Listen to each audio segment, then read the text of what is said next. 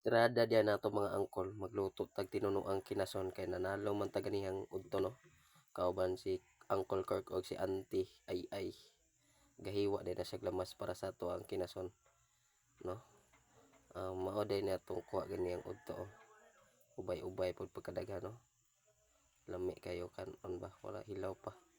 Nya diha mga angkol ato nang gi forward diha kay malangan jud ta. Gamdam day ko diha og tuno sa lubi no kay sagol na to sa tong kinason o gahaling po si Uncle Kirk diha para masugdan na nato pagluto. Ato na dayang itak-ang diha atong kuano kinason. Ato nang itak-ang diha atong kinason para maluto na. So himbukan na diha atong kuan diha no kinason na maglunod na og lamas si Uncle Kirk diha.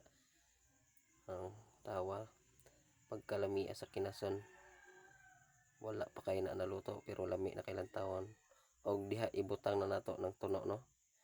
Ang tawa mga angkol lami kayo pagkatimpla ni Uncle Kirk no. Tawan nyo mga angkol mga ante og diha himbukal na atong tinunoang kinason no. Ato nang ihaon ron taod-taod kay mga on na ta.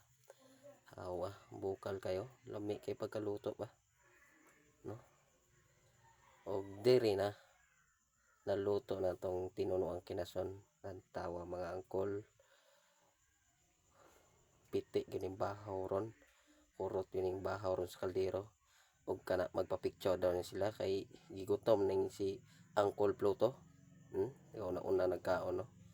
Tawa mailhan jud nimo nga gigutom ang tao no kay sa iyang nawong. Mga on na ta diri kay gutom na kayo. Sugdan na nato ang atong pagkaon diri no. Diri nagsulo dai si Uncle Pluto diri. Ang tawa makita niyo ang gigutom dyan.